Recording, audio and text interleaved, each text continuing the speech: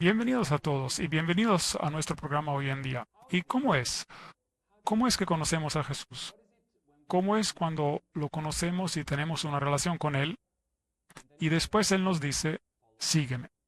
Y de vez en cuando lo estamos siguiendo, es sobre un alto monte, tenemos una buena experiencia. Y otras veces cuando lo seguimos es por un valle. Y por medio de este proceso, Él nos está preparando para el ministerio, para la misión que Él nos ha preparado. Quiere que compartamos lo que hemos encontrado con Él, con otros, la paz y lo que hemos encontrado con Él. Así que hoy en día tengo conmigo en el estudio a Walter y Sonica Fight, y ellos vienen de Sudáfrica. Así que te doy la bienvenida. Sonica, Gracias. bienvenida. Walter, bienvenido. Gracias. Y vamos a hablar con ellos sobre sus vidas y cómo Dios los encontró en su camino, en su vida muy ocupada con su familia, y cómo Él los escogió y ha estado trabajando con ellos y cómo lo están siguiendo. Así que sigan el programa y mientras escuchemos algunas de las experiencias que ellos tienen que compartir con nosotros.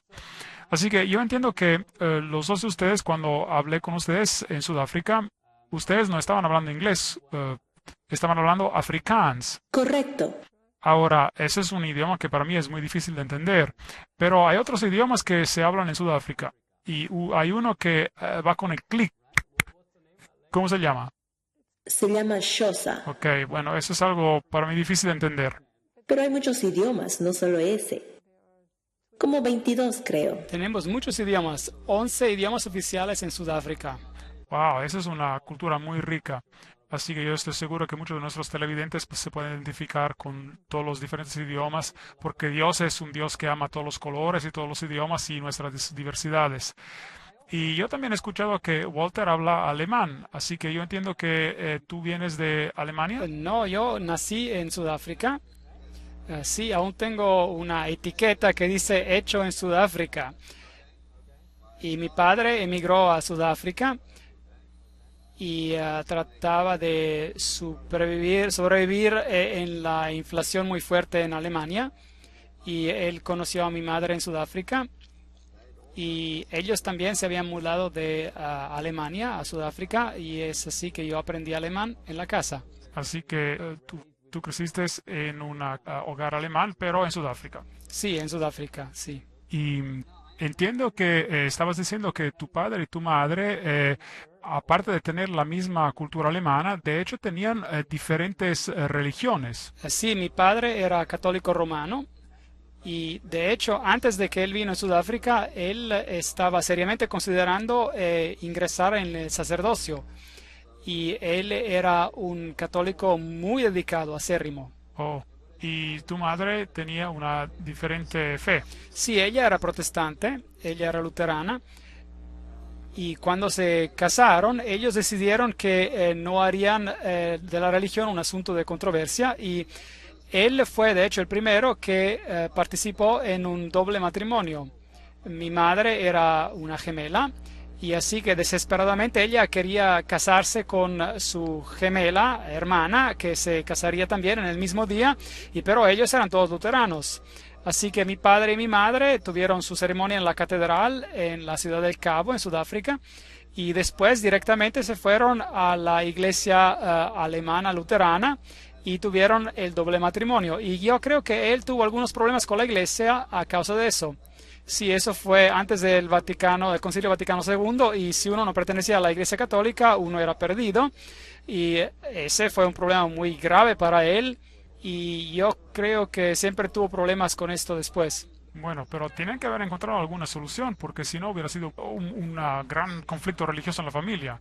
Sí, no sé, mi madre era muy religiosa también, pero ella estuvo de acuerdo que yo pues, crecería como católico y es algo difícil para mí de entender, pero es lo que ella hizo. Ok, muy bien. Así que tú creciste como católico y eso significa que ibas a escuelas católicas. No, yo me fui a una escuela alemana.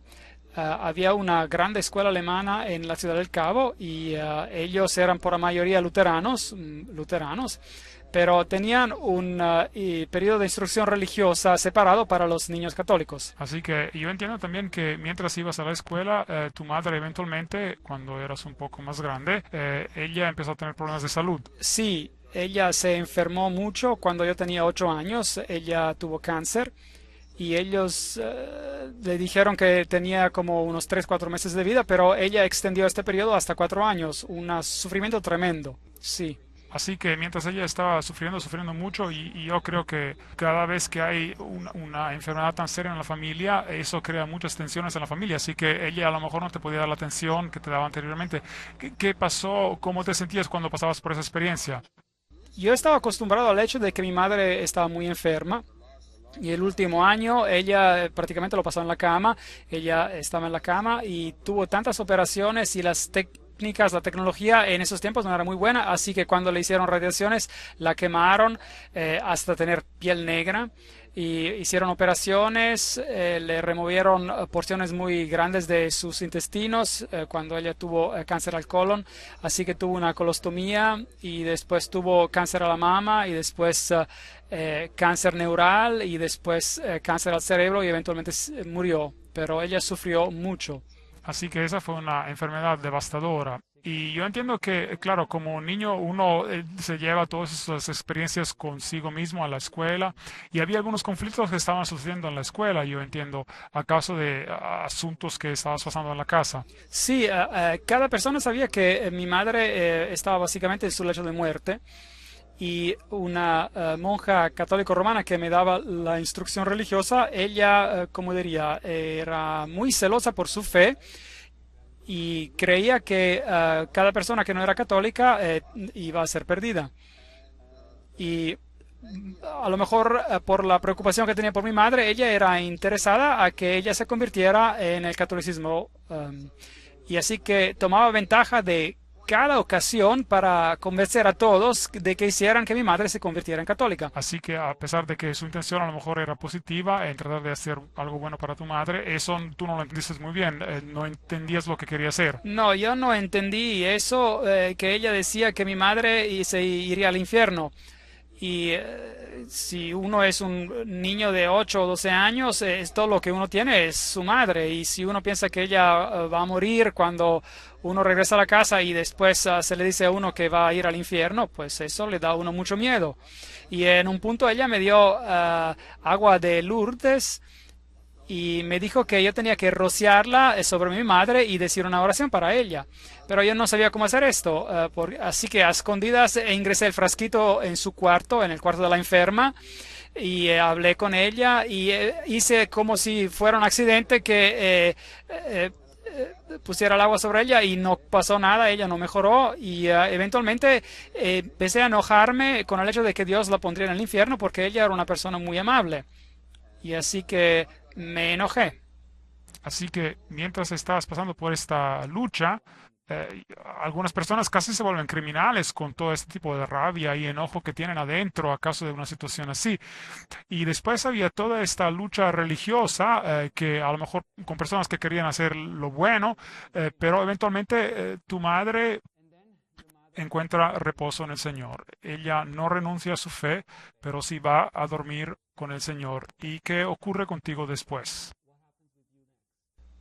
Bueno, por esas fechas yo tenía 12 años y básicamente las cosas se fueron de mal en peor. Mi padre eventualmente se casó otra vez y fue una experiencia de madrastras de cuentos de hadas. Aquí había este niño rebelde que no le gustaba la escuela o odiaba la escuela. Me gustaban las ciencias. Yo hasta como niño, antes de recibir instrucción en este campo, estaba estudiando todo sobre astronomía y sobre las ciencias en general. Y no era como un niño normal, saben que lee historias normales. Mi librero estaba lleno de Fred Hoyle, un astrónomo inglés, y astronomía y grandes libros que yo sacaba de la biblioteca y construía cosas y hacía experimentos biológicos. Y yo creo que tenía como unos 9 años de edad cuando yo construí mi primer telescopio. Así que tomé los planos de la biblioteca y hice una réplica y traté de construir un telescopio y para mirar a las estrellas, así que era un poco raro, un niño un poco raro. Y odiaba pero el sistema escolar, los maestros, todo eso no lo podía soportar. Y así que cuando mi padre se casó con mi madrastra, ella no me quería verdaderamente tener en la casa. Así muy difícil. Así que ellos decidieron de que yo tendría que ir a un internado. Así que eso fue un trauma más. Sí, así que tuve que salir de la casa y ir al internado. Y eso fue aún peor porque ahora en el internado los maestros y todo era unido y así que ahora estaba 24 horas bajo su autoridad.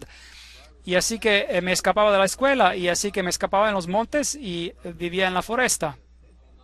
Okay. Y los maestros venían y me buscaban y me subía en los pinos y tenía las piñas de los pinos y se las tiraba, así que era un monstruo, un pequeño monstruo. ¿Qué ocurrió? Pues el Señor me imagino que en algún estadio tiene que haber tenido gracia y misericordia. ¿Cómo saliste de todo esto? Bueno, eventualmente ellos dieron que, bueno, que esto no estaba funcionando y que yo tengo que salir de la escuela. Y así que por esas fechas yo estaba en el 10º año de escuela o ingresando al 10º año de escuela. Posiblemente me encontraba en el 9º año de escuela, muy rebelde. ¿Cómo pude pasar todas esas clases? Ni sé. Tenía muy buenas calificaciones en todas las ciencias, pero en cualquier maestro que se portaba mal conmigo, ni abría sus libros, no me importaba lo que enseñaban, no escuchaba.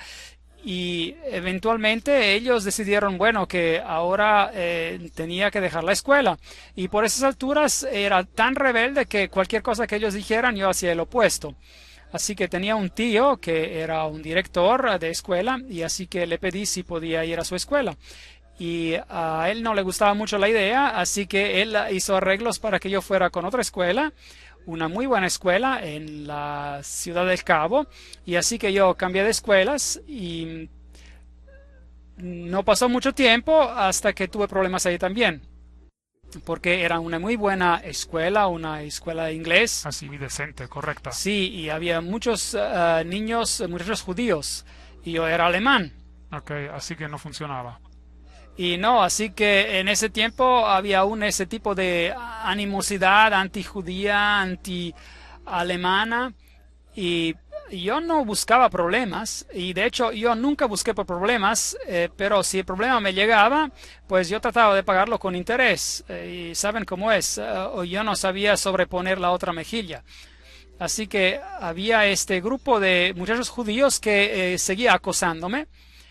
Y así que cuando estaba en las filas esperando, y así que me empujaban con la espalda y me llamaban amigo de Hitler y todas esas cosas. Y un día estaba en la escuela por un poco periodo, por poco tiempo estaba ahí. Este muchacho lo hizo otra vez conmigo y así que lo modifiqué. Cambié su apariencia. Y bueno, pensé, bueno, ahora ya me van a sacar de esa escuela también. Y lo que ocurrió es, y esa es una historia muy interesante, el director nos llamó a nosotros, a los dos, y este pobre muchacho, su sangre, su nariz estaba sangrando, su nariz estaba rota, verdaderamente lo modifiqué. Y el director dijo, no podemos tener este tipo de cosas acá, no pueden actuar aquí en nuestra escuela de esta manera, y esto ocurrió, etcétera, etcétera. Pero después él fue justo.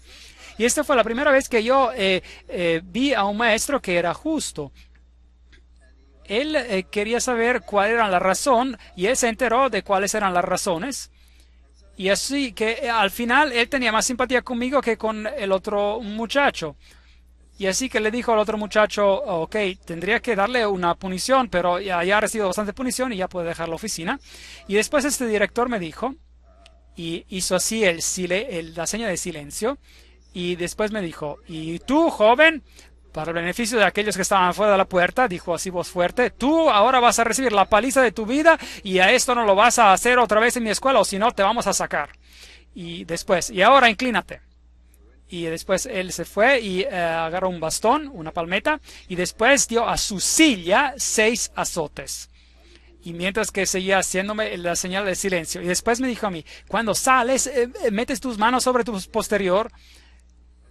Así que yo caminé, salí de ahí y tenía mis manos sobre mi posterior y ellos jamás me hicieron problemas otra vez. Así que de vez en cuando ayuda a ser un poco agresivo, aunque no es una cosa muy buena. Y esta experiencia me dio un sentido de respeto por el sistema escolar, otra vez. Así que empezaste a respetar por lo menos a este director de escuela. Así que empecé a recibir mejores calificaciones porque tenía un respeto por el sistema. Así que seguiste con tus estudios y eventualmente fuiste a la universidad. Sí, fui al militar primero y así como se tenía que hacer y después fui a la universidad y el problema es que mi madrastra no quería que mi padre financiara mi universidad y como él tenía medios, no era un hombre pobre y no pude recibir una bolsa de estudio y así que tuve que trabajar. Y así que trabajaba en las noches y trabajaba en los fines de semana y trabajaba durante las vacaciones y así me pagué mis estudios. Ok, muy bien, así que una vida muy, muy ocupada. Y durante ese tiempo, tu propia visión de Dios, básicamente lo habías dejado a un lado. Sí, Dios lo había dejado a un lado, era un ateo, un absoluto ateo, y había estudiado ciencia, biología, fisiología, y me convertí en un evolucionista. Y a la universidad donde yo estudiaba era la Universidad Afrikaans, la Universidad de Stellenbosch, y ellos probablemente tienen el mejor currículum basado sobre la evolución en el hemisferio del sur. Y ahí tenían conexiones con universidades como Tübingen en Alemania, donde ellos intercambiaban estudiantes y tenían posgrados de Tübingen. Y así que la evolución era lo que yo creía. Y si había alguien que estaba en contra de ello, pues tendría un problema conmigo. Ok, muy bien, así que habías llegado a ese punto. Y después yo entiendo que tenías un compañero de cuarto ahí en la universidad.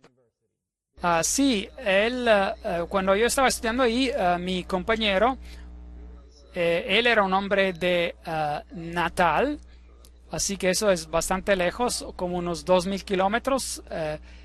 Y de vez en cuando era una vacación larga o algo así, y yo no podía ir a la casa porque había demasiados conflictos en la casa con mi madrastra, pues de vez en cuando iba a la casa con él y su hermana, y aquí está, ella era mucho mejor que él, y así que eventualmente yo la casé para tener una mejor compañera de cuarto. Estoy seguro que es así. Y después empezaste a conocer la familia de Sónica y Sónica ingresa en tu vida. Así que, ¿qué pensaste de él cuando lo vistes? Sí, era bien raro. Él llevaba estos jeans pegadísimos en tubo, pitillos y camisetas con agujeros en ellas. Y tenía su cabello hasta los hombros. Era un verdadero rebelde. Uno lo podía ver, pero siempre estaba haciendo chistes sobre alguien. Siempre haciendo chistes. Así que era divertido. Sí, divertido y rebelde. Así que divertido y rebelde al mismo tiempo. Sí, divertido y rebelde. Es así que uno pues tiene que vivir con las crisis. Uno puede hundirse o uno se convierte como uno que se hace burla de todo, digamos. Uno empieza a hacer chistes sobre eso. Ahora, tu familia Sónica no era exactamente, nosotros diríamos una familia normal, tampoco. No, pero, ¿ves? Mis padres eran muy académicos. Mi madre era profesora de idiomas. Mi padre trabajaba para periódicos y agencias de publicidad.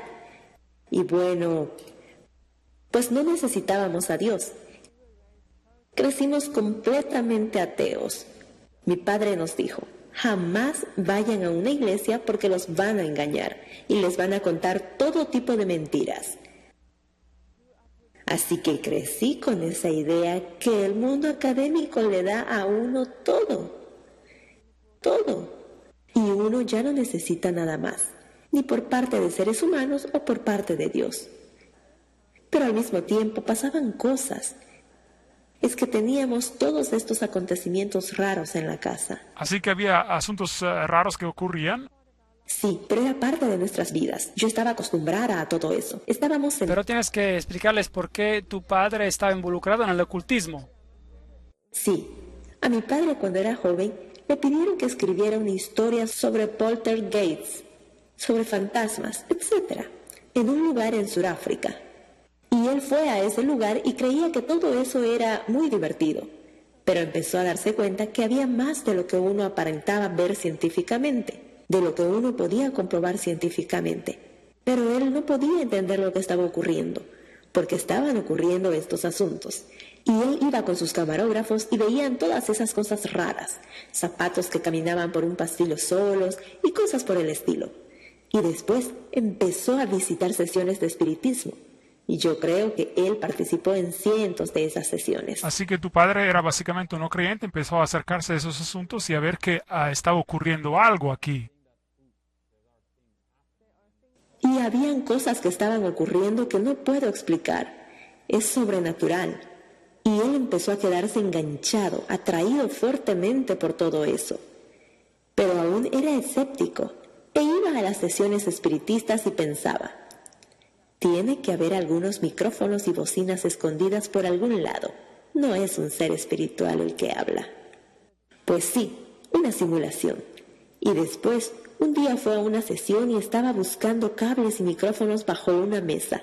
Y de repente recibió un golpe en su cabeza. Un golpe tan fuerte que fue lanzado hasta el otro lado del cuarto. Pero no había nadie. No había nadie que se pudiera ver con los ojos. Y él empezó a creer que estos eran los espíritus de las personas que habían muerto, porque ellos hablaban por medio de un medio, y se involucró más y más.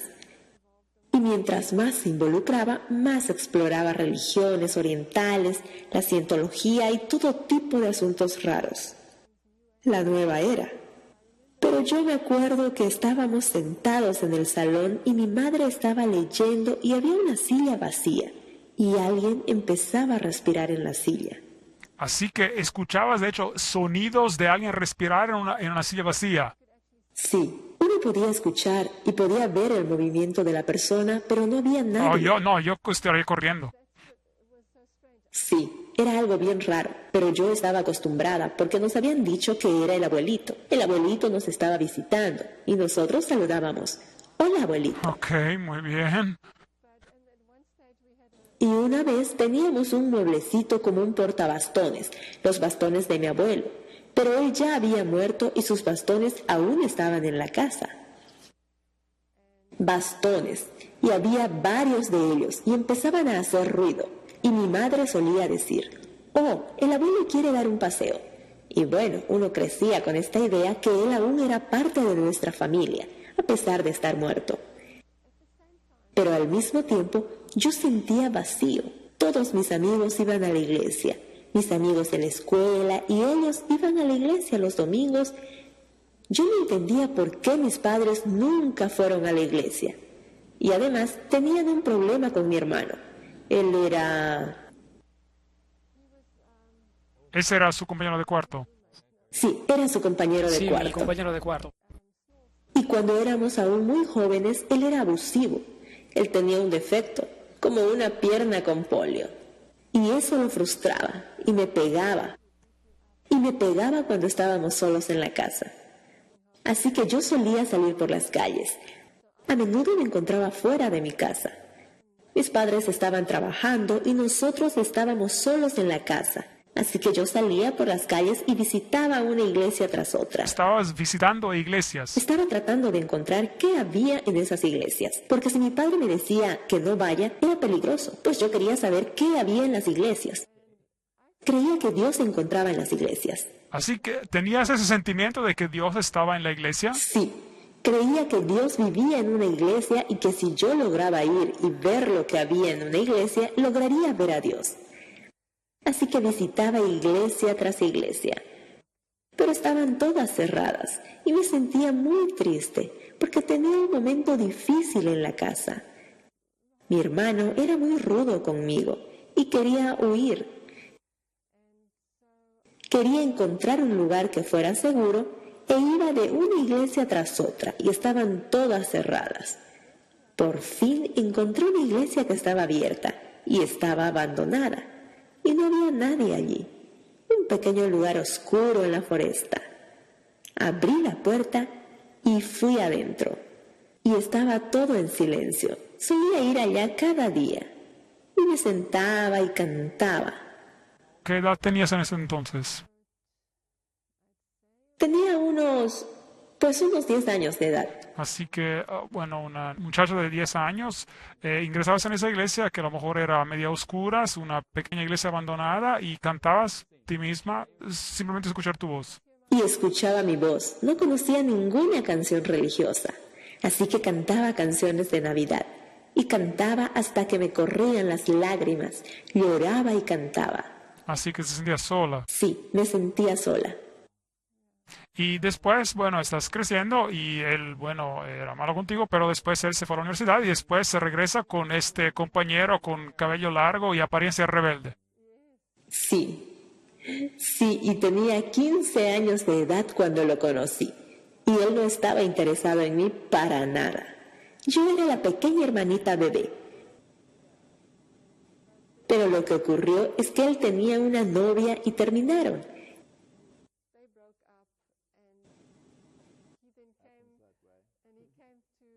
Y él vino a nuestra casa para pasar las vacaciones largas, las vacaciones de diciembre. Y él y mi hermano, ellos planeaban ir a Mozambique. Y había aún espacio para mí, porque la novia de mi hermano iba con ellos. Y ellos dijeron, ¿por qué no nos acompañas? Así que los acompañé. Y allí había esa isla romántica donde estábamos nosotros y nos gustaba nadar. Ellos pescaban y vivían de lo que había allí, de lo que cazaban. Y es así que empezamos a salir juntos. Así que tú, Walter, ingresaste en esta familia y eras un ateo, pero había muchos asuntos espirituales o espiritísticos que estaban ocurriendo. ¿Y qué estaba pasando por tu mente cuando todo esto estaba ocurriendo? Bueno, ven, si uno está en el mundo esotérico, uno no cree en Dios, pero sí acepta el mundo de los espíritus. Así que eso es lo que estaba ocurriendo en su familia. Así que básicamente yo tuve muchas discusiones con su hermano, que estaba obviamente muy involucrado en todo esto y involucrado en la cientología.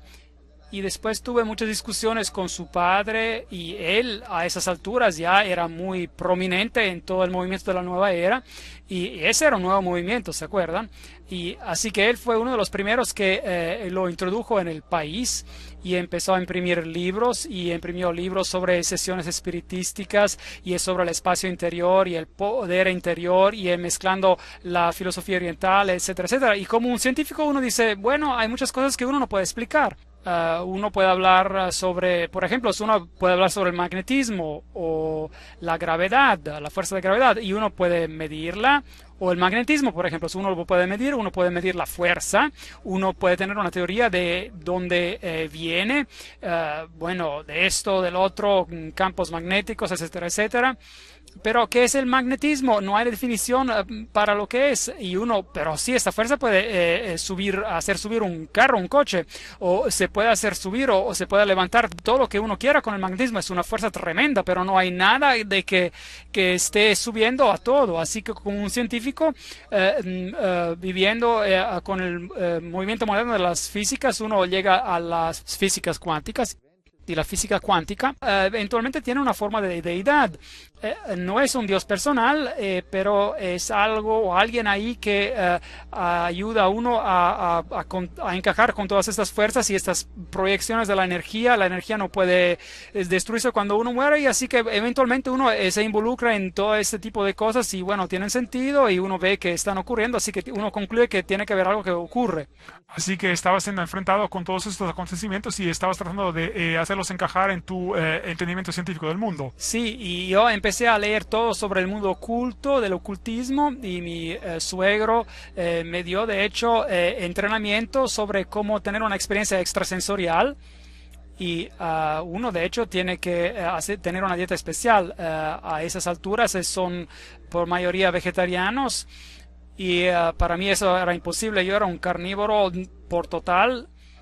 Así que yo practicaba estas experiencias extrasensoriales y de hecho las podía hacer, y que era algo que, bueno, da miedo. Bueno, sí da miedo a mí, por lo menos.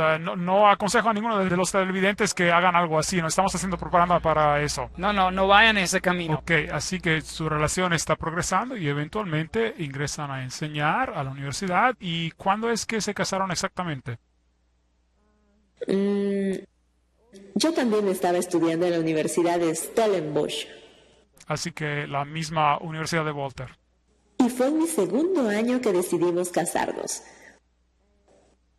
Fue en el 1974. Así que aquí están y construyen una familia feliz y después obviamente tienen hijos. No. Antes de eso, Ok, muy bien.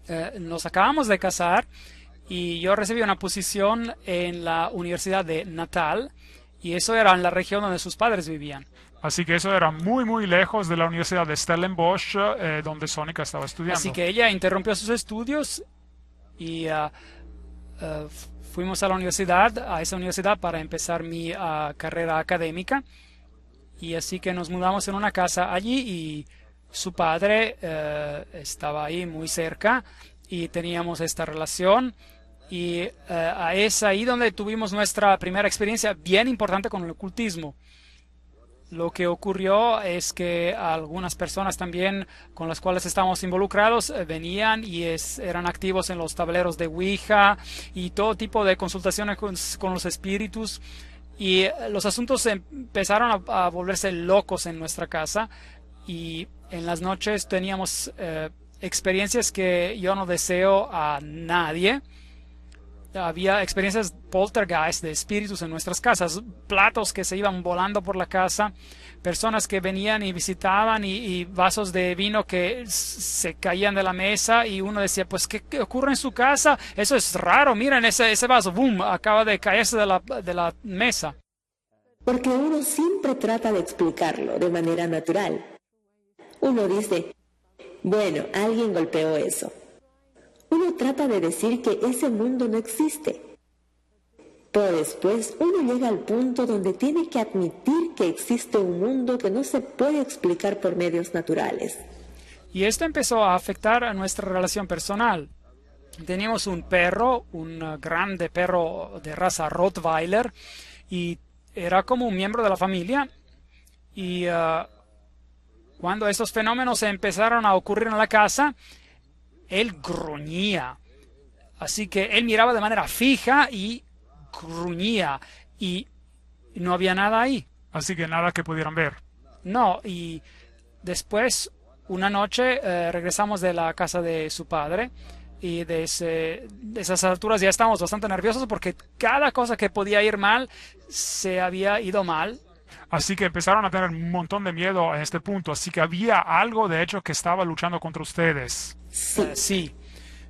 Y una noche regresamos a la casa y abrí mi cama para irme a la cama.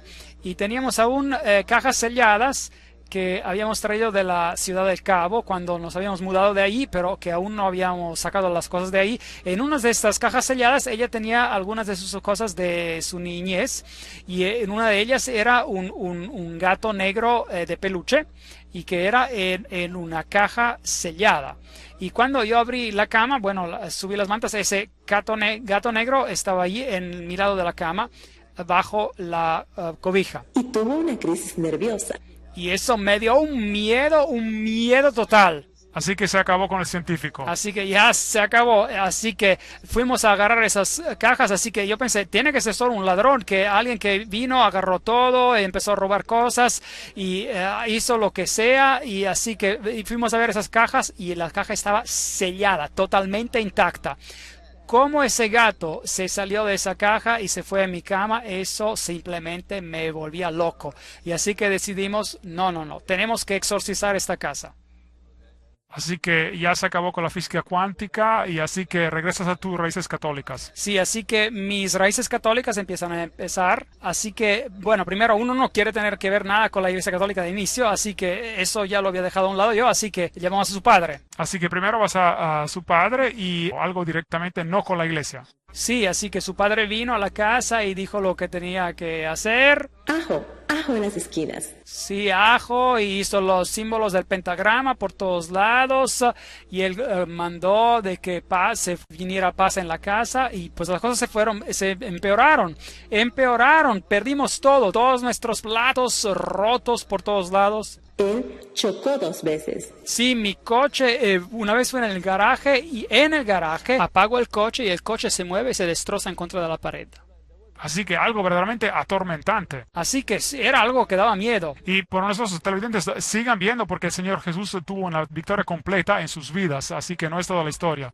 No, esto es simplemente el comienzo. Así que eventualmente, bueno, el suegro no pudo ayudarnos y así que ¿quién más puede? Bueno, dicen que una vez católico, siempre católico. Así que 2 raíces profundas. Así que yo regresé a mis raíces profundas, así que regresé a la iglesia católica. Y le dije al sacerdote, ¿saben? Tengo un problema en mi casa, ¿me pueden ayudar? Yo nunca había ido a la iglesia, sí, de años.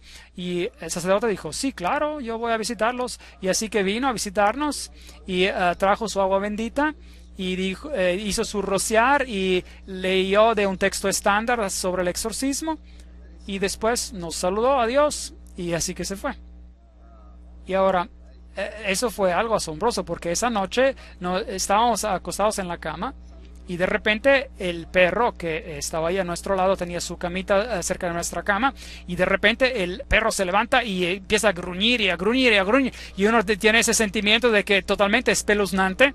Así que algo espeluznante. Así que verdaderamente espeluznante y así que estamos solos en la casa, mi esposa y yo, y de repente estas pisadas marcadas se escuchan por el pasillo y así que uno piensa que va a morir.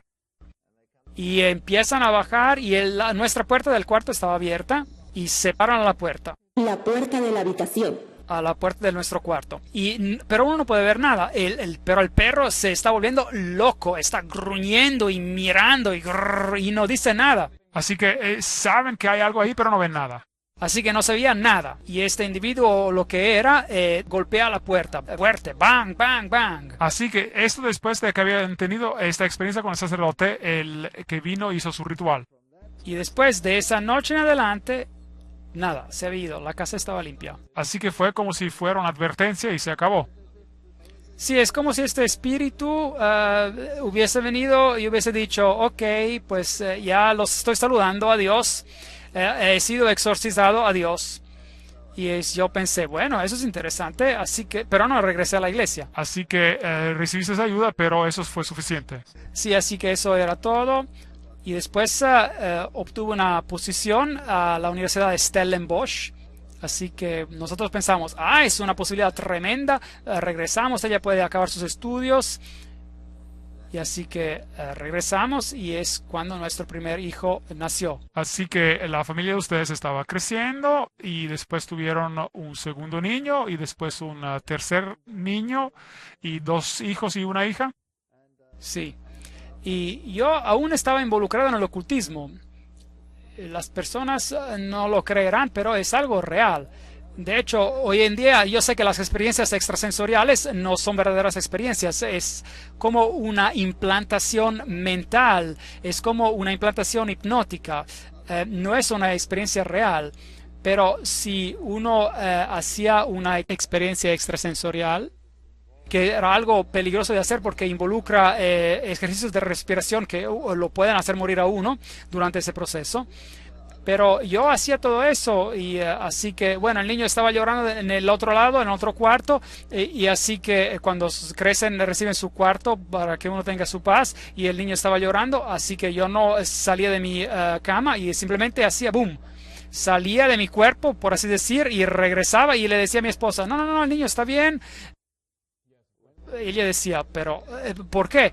Bueno, yo acabo de caminar por medio de la pared y fui a mirar y ¿qué vistes? Bueno, el niño estaba de este lado y el biberón estaba del otro lado y él se está simplemente quejando. Y cuando llevé a controlar y eran las cosas así.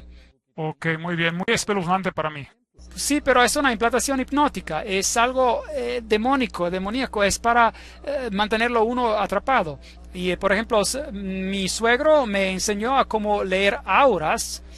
Así que estaba involucrado bien profundamente en la filosofía de la nueva era y podía leer auras. Y así que si alguien ingresaba en mi oficina, yo cancelaba a la persona y inmediatamente leía la aura. Y el aura y inmediatamente le decía, bueno, está de mal humor, está de buen humor, le puedo hablar sobre esto. Así que eso era algo útil. Así que uno está profundamente involucrado en todas estas tonterías del ocultismo. Así que reciben todos esos supuestamente poderes sobrenaturales. Sí, así que supuestamente uno tiene estos poderes extra, pero así no la vida era normal. sigues avanzando en tu carrera académica. Sí, Y fue ese el tiempo cuando tu suegro vino a vivir con ustedes, tu padre Sónica. Sí, él vino a vivir con nosotros. sí, él se había divorciado, así que sus padres se habían divorciado y así que él se mudó a la Ciudad del Cabo y empezó a trabajar ahí. Así que él estaba viviendo con ustedes y tú estabas embarazada. Sí, y yo estaba muy enferma. Por 9 meses tuve constante neumonía, tosía, tenía fiebre y me internaron en el hospital y me pusieron infusiones intravenosas.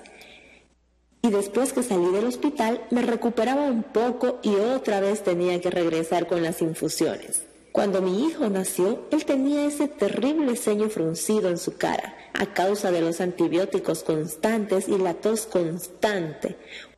Uno podía ver que él había sufrido ya en la matriz. Fue algo muy duro. Sufrió mucho. Así que tienen esos problemas gigantes durante el embarazo y después, cuando él nació, él se veía que había sufrido mucho. Sí, sufrió mucho. Y había algo raro con este niño. Sí, él se sentía muy inseguro. Él lo resistía a uno de manera total. Uno no le podía dar de comer sin amarrarlo, poniendo unas cubiertas a su alrededor. De otra manera, él empujaba a uno y lo rasguñaba y seguía de esa manera. Y uno no tenía ni un minuto de paz. Yo tenía que mecerlo constantemente, o pasearlo en un cochecito o hacer algo. Así que tuvimos una lucha con él por 1 año y medio, y después empeoró. Sí, de repente empeoró. En serio, se empeoró. Así que ya una lucha muy grande por 1 año y medio y después se empeoró. Sí, empeoró. Sí, después una noche exactamente a las 2 de la mañana, porque teníamos un reloj digital en nuestra cama, y así que yo me desperté a las 2 de la mañana mojado en sudor y había tenido ese sueño que alguien me estaba estrangulando y era algo muy realístico, y así que me sentaba en la cama y veía ese reloj a las 2, eran las 2 de la mañana, y después de un par de segundos él gritaba, el bebé en el cuarto de al lado, como si alguien lo estuviese matando, y los dos de nosotros saltamos del cuarto, íbamos a ver, lo agarramos y entraría en convulsiones. Fiebre elevada. Así que había una experiencia muy traumática. Sí, algo muy traumático. Y sí que recibía fiebres muy altas. Y después tenía espasmos de fiebre y después se volvía como inconsciente. Y así que era algo muy traumático. Así que llamábamos al doctor y el doctor nos decía, llévenme al hospital directamente, yo los encuentro ahí. Y así que en medio de la noche teníamos que ir al hospital y los llevábamos ahí. Y literalmente tenían que luchar por su vida para mantenerlo en vida. Así que estaba a punto de muerte. Así, era algo muy serio. Y así que ellos decían, póngalo en un baño frío para hacer que las temperaturas se bajen, pero nada funcionaba. Y después lo ponían en el hospital en una carpa para enfriar. Tenían una carpa sobre su cuna y tenían aire frío que ingresaba para que su temperatura se bajara, y lo ponían con una infusión intravenosa. Y después se recuperaba. Así que se recuperaba, iría a la casa, estaría bien por un Y momento. después a las 2 de la mañana tenía otra vez un sueño. Así que es algo que se repetía. Sí, repetitivo. Exactamente a las 2 de... Sí, mismo sueño, mismo resultado. Y una vez o dos veces cuando lo llevamos al hospital y ya nos decían, no, es demasiado tarde ahora, y sí que era algo muy traumático, pero cada vez él sobrevivía. Así que estabas pensando como científico, porque esto obviamente se repetía, no tiene sentido. Pues no encaja, ¿verdad? No encaja, para mí no. Pues exactamente, así que bueno, cuando si ocurre una o dos veces uno dice, bueno, es pura chanza. Así que yo tenía una fobia sobre las 2 de la mañana, así que tenía un miedo brutal cuando pensaba a las 2 de la mañana. Y nos turnábamos para estar en el hospital con el bebé, con el niño, pasando las noches, y era muy difícil para nosotros porque yo tenía que dar clases en la universidad y de vez en cuando tenía que estar ahí medianoche en el hospital y trabajaba. Y así que ahí me llevaba mi trabajo al hospital y estaba sentado cerca del niño, y después él llegaba a su turno y ella tomaría mi lugar. Y una noche me estaba sentado ahí y estaba corrigiendo exámenes exámenes de estudiantes médicos y les estaba dando calificaciones y estoy siempre mirando el reloj y mirando 2 de la mañana y empiezo a asustarme, boom, y las 2 de la mañana llegan. Y de repente el niño grita como uno no puede creer, exactamente a las 2 de la mañana, e inmediatamente va en convulsiones en su camita. Y yo corro y agarro a la enfermera y agarro al bebé y lo tengo en mis brazos y el bebé está temblando de tal manera que la infusión intravenosa que había tenido anteriormente en los brazos, anteriormente ya no podían encontrar lugar en las venas porque había estado ahí tantas veces, así que lo tenían esa noche en su cabeza. Así que no había espacio en sus brazos, estaban todos azules, tuvieron que ponérselo en la cabeza.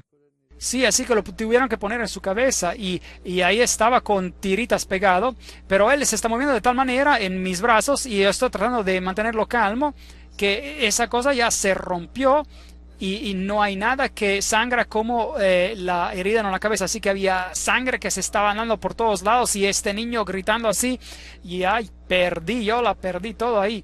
Así que te volviste loco. Así que me volví un poco loco. Y así que bueno, el niño después se calmó otra vez y ya le pusieron otra vez las infusiones intravenosas, encontraron otra vena, cerraron esa otra en la cabeza y después estaba sentado ahí y ella tenía que venir ahí para sustituirme a las 6 de la mañana porque yo tenía clases en la universidad. Y cuando ella vino a las 6 de la mañana, bueno, anteriormente yo había estado pensando y yo me acordé de que ese sacerdote católico había resuelto el problema en la otra casa. Ahora, eso es hace muchos años después, varios años después, unos 5 años después. No, más, bastante más. Mucho más. Sí, bastante más tiempo. Y después pensé, yo voy a regresar a la Iglesia Católica porque esto es ocultismo, esto no tiene nada que ver con causas naturales, porque a causa de esa cosa de las 2 de la mañana, que siempre ocurría a las 2 de la mañana, así que me fui a la Iglesia Católica y estaba ahí temprano en la mañana. Ella vino a las 6 al hospital, así que a las 6:30 me encontraba en la Iglesia Católica y estaba, y el sacerdote católico estaba despierto y estaba sentado en su oficina y yo me fui ahí y él de hecho era alemán.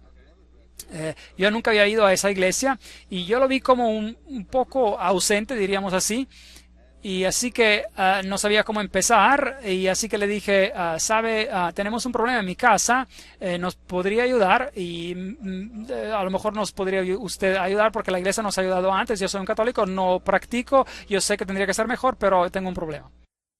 Y así que él me preguntó, bueno, ¿hay asuntos que están ocurriendo en su casa? ¿Es algo raro? ¿Algo así?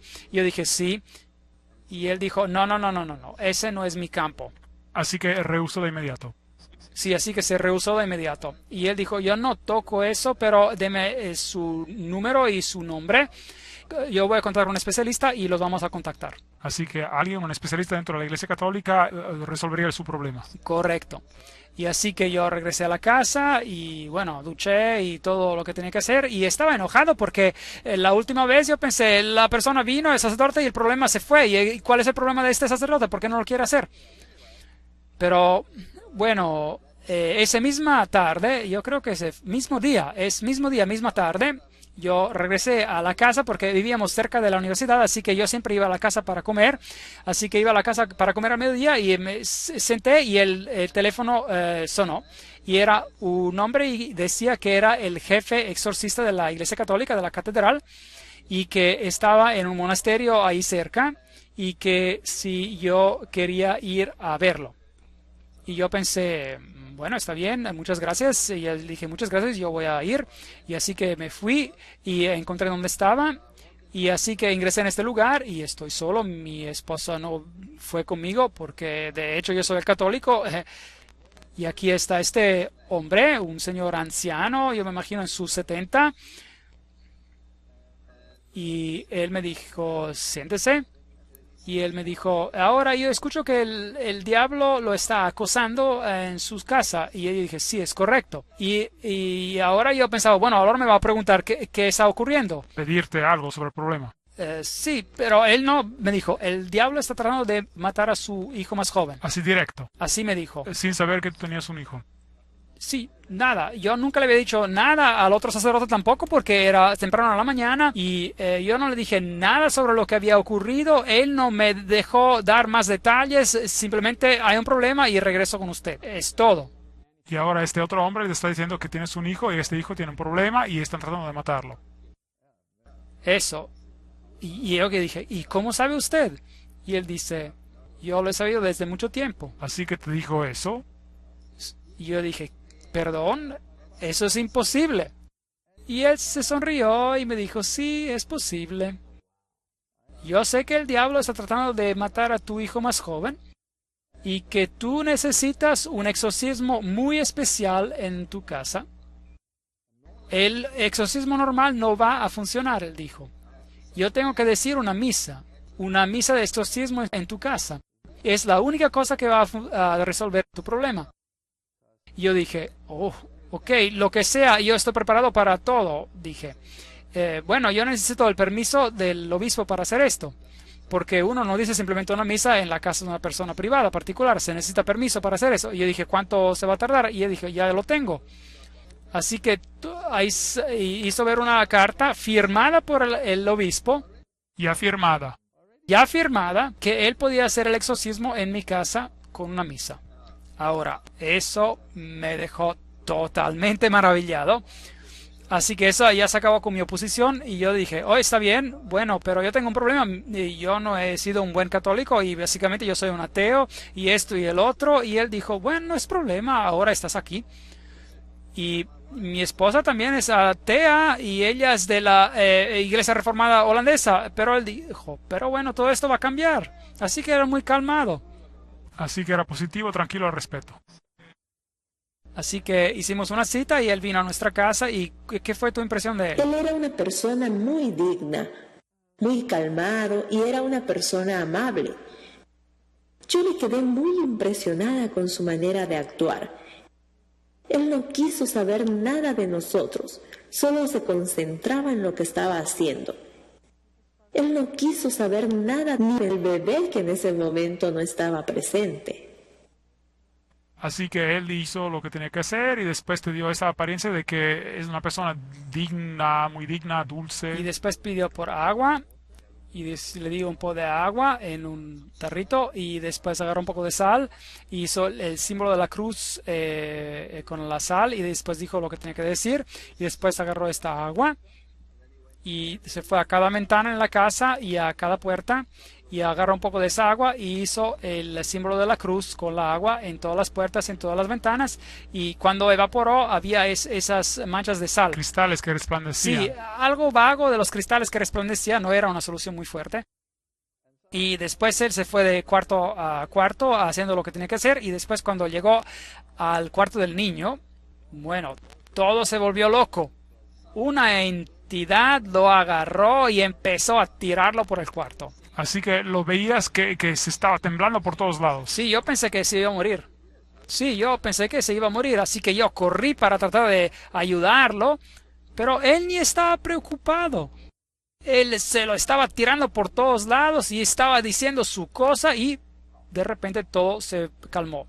Y así que se fue al próximo cuarto y después vino a nuestro cuarto y otra vez una entidad lo agarró. Así que en el cuarto del pequeño niño y también en el cuarto de ustedes empezó a temblar. Correcto. Y cuando, bueno, acabó y después dijo, ahora tenemos que decir la misa en el cuarto del niño porque es ahí donde es peor. Así que pidió que se le llevara una mesa, así que le trajimos una mesa y la pusimos ahí y sacó un anillo que tenía una reliquia porque se tiene que tener una reliquia para decir una misa y la puso ahí y después, mientras estaba preparando para decir la misa, teníamos dos perros, un Rottweiler y un gato. Y de repente en el pasillo se escucha y los animales vinieron corriendo, literalmente corriendo a loco para llegar ahí y ¡uf! Ahí estaban en un medio círculo. En serio, en un medio círculo, así como el arca de Noé. Raro, bien raro. Así que ellos llegaron todos ahí y se quedaron ahí. Estaban justo Estaban ahí sentados. De repente. Sí, sentados, gato, perro, esposa, yo y el otro perro. Ahí estaban todos sentados. Y él hizo la misa, dio la misa. Y después agarró amuletos de Lourdes y él lo dijo que se tenían que colgar sobre cada cama de cada niño. Y después dijo, no son falsos, son los verdaderos. Me imagino que sí, porque tenían un problema. Y después tomó su propia cruz, algo asombroso, su propia cruz, y dijo, pongan sobre la cunita del pequeño. Así que dio un gran regalo para el bebé. Sí, y la puso ahí. Y después, Sónica, cuéntales de tu vasija. Sí, nos sentíamos tan agradecidos y culpables que él había hecho algo por nosotros y no le habíamos regresado nada. Así que en ese tiempo estaba haciendo alfarería y estaba dando clases de alfarería y tenía una vasija grande y bella, la mejor que había hecho, y yo corrí y le di la vasija. Él no quería nada de dinero. Le quisimos dar dinero, pero él no aceptaba nada. Así que él dijo que aceptaría la vasija y la pondría en un monasterio donde las monjas nunca salen. Así que un convento donde hay esta reclusión de monjas. Sí, él les iba a dar la vasija, así que con eso quedamos satisfechos. Y así que se fue. Y ahora tienes que saber que cada noche que nosotros poníamos el niño a la cama, él gritaba como loco. Así que esos acontecimientos se repetían cada día, así que sabían que había algo que estaba mal con el bebé cada vez. Sí, y así que ella se sentaba ahí por horas meciéndolo y tratando de que se durmiera. Y él se ponía a un lado de posición fetal y era verdaderamente miserable el pobre niño. Y esa noche él lo puso a la cama y se acostó en su espalda y nunca había hecho eso en toda su vida. Y sacó sus bracitos y dio una risita y era un niño diferente. De esa noche en adelante así era, totalmente diferente. Así que estaban esperando por las 2 de la mañana. Nada, paz total, problema resuelto, 2 veces ahora. Esto es bien interesante y yo quiero saber más. Los invito a que sigan mirando y que escuchen lo que va a pasar en el próximo segmento de cómo Jesús los conduce en más verdad.